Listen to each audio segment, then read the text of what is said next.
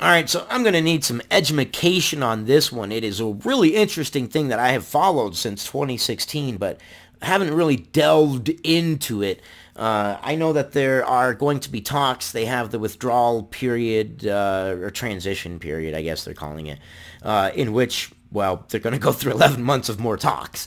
But it is here, finally. Whether you're celebrating or burying your head in your sand, burying your head in your hands and crying, well, it's here.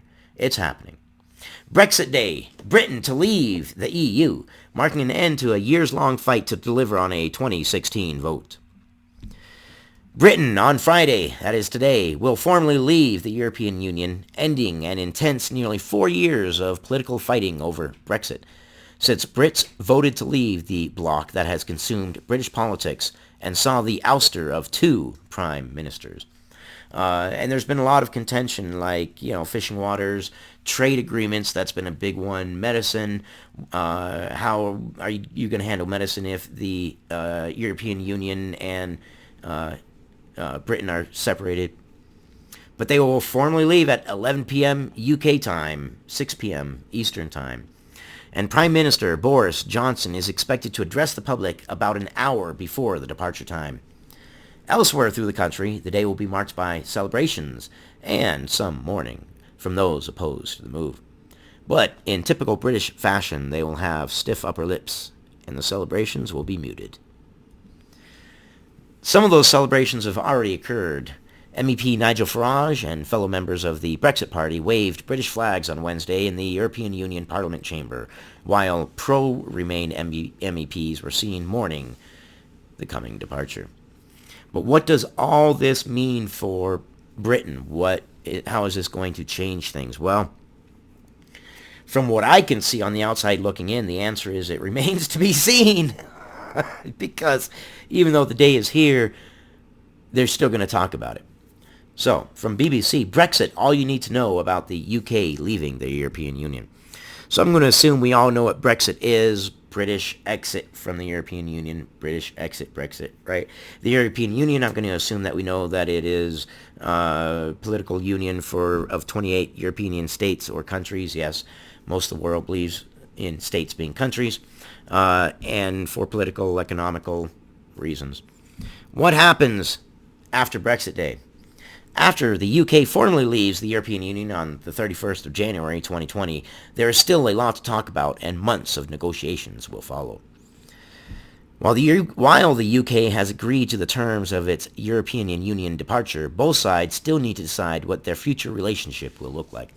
And during this transition period, which should go until December 31st of 2020, the UK will follow all of the European Union's laws and tariffs, and literally nothing's going to change during this transition period because, well, they're still going to discuss it, and they're still going to talk about it. So, got a lot more talking. What needs to be agreed, though? The transition period is meant to give both sides some breathing space while a new free trade agreement is negotiated. This is needed because the UK will leave the Single Market and Customs Union at the end of the transition. A free trade agreement allows goods to move around the EU without checks or extra charges. So they've got to discuss things like law enforcement, data sharing, and security, because obviously things are going to be different when they leave the European Union. Well, law enforcement is going to be a bit different. Borders are going to be a bit different. Aviation standards and safety. Okay, I could see that changing a little bit. You want your call signs, I guess? I don't know. I'm on the outside looking in. This is all learning stuff to me, so somebody in Britain edumacate me, please. Access to fishing waters. I remember the contention of this one in 2016. I remember it was a big issue. Supplies of electricity and gas. Yes, that's another big one. Licensing and regulation of medicines.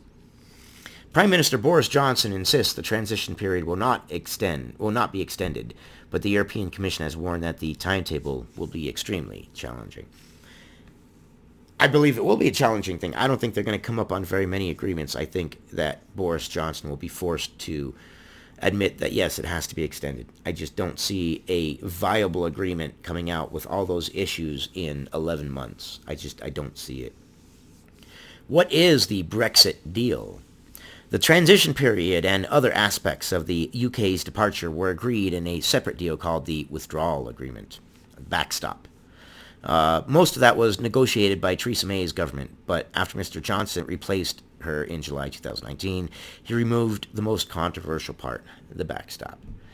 That's what the withdrawal agreement was most noted for, was the backstop.